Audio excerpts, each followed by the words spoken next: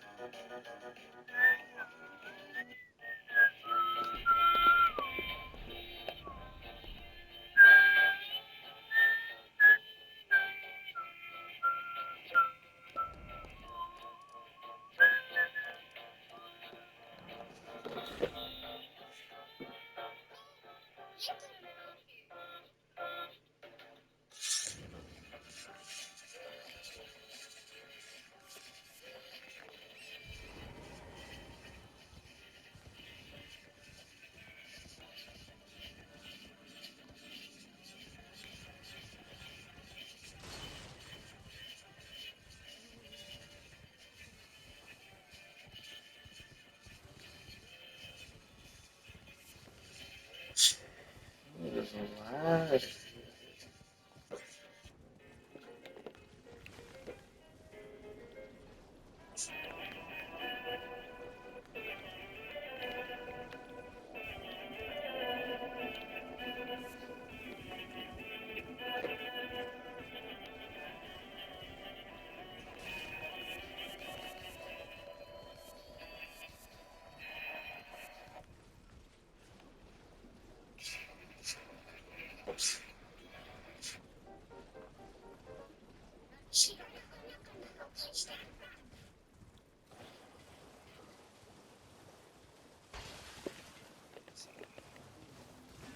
So I've got a question for you.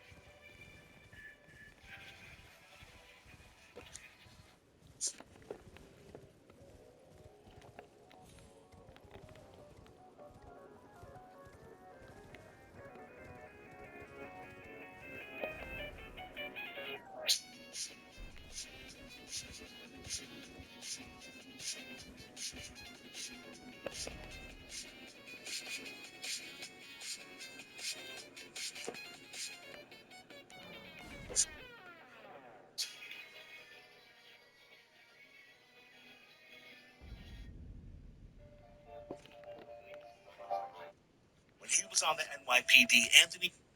I did.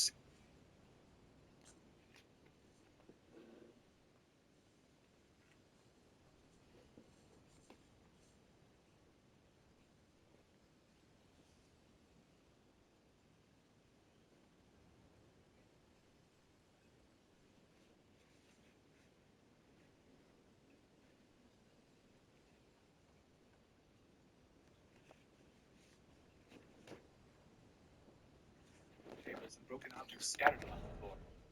The most interesting thing, however, was that before him, or on top of him actually, over the seal were two objects. One was a three-pointed kunai, and the other was a book.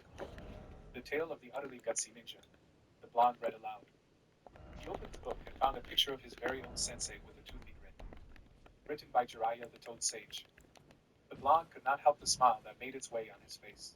He had been spending a lot more time with the perverted old man, almost every day until the recent events. That made Naruto frown.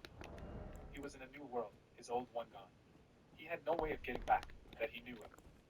Sasuke was still out there, maybe dead or alive. He had a dojutsu, and he just learned of his parents. Things had gotten too complicated too fast. Either way, he was Uzumaki Naruto, son of the fourth Hokage and of Uzumaki Kushina. He would not be backing down.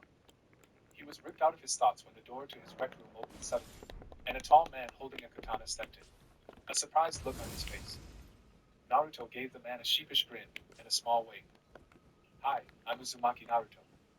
So it begins. And Chapter 3. Welcome to a new world. Soichiro stared at the grinning blonde with an unreadable expression, his dark eyes scanning the blonde's body, completely ignoring the destroyed room around him. There's barely a wound on his body.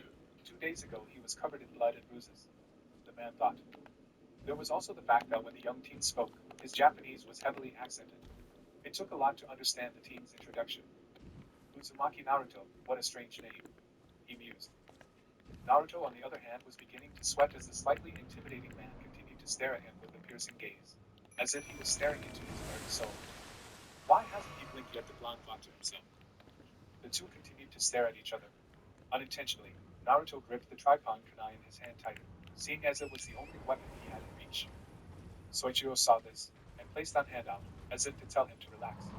If he was any other person, Naruto would have listened, but being in the Blue World, drained of most of his power, and the fact that he was a trained shinobi and also a powerful one at that, well, he would rather be safe than sorry.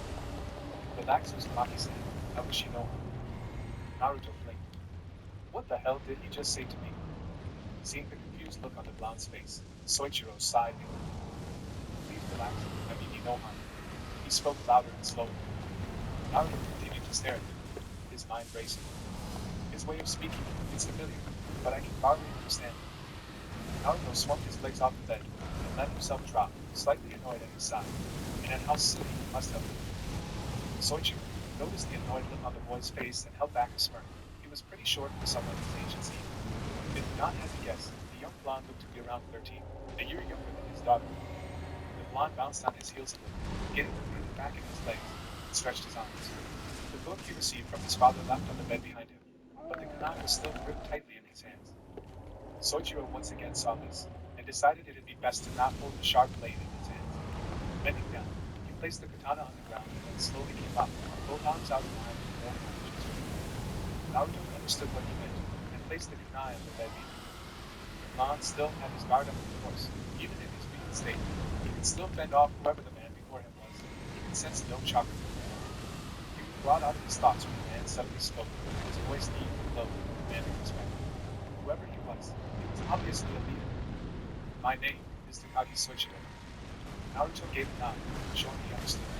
It was hard, but if he broke down some of the words, he could understand. You were found outside of my estate, heavily injured, and in the middle of a large crater. You are in my home. My staff has been keeping you alive. Not like you needed it, he added inwardly. The spiky-haired blonde before him looked good as new, save for some of the signs of fatigue and the slightly red skin. The Don's eyes narrowed. His skin looks like it went through major burns. It looks fresh too, like it recently happened. The dark orbs drifted to stare at the white blue ones, considering his strange appearance. Could he have also been the reason for the sudden earthquake that happened recently? His eyes lingered on the ocean blue orbs, watching them take notice of his sudden staring, and even more surprisingly,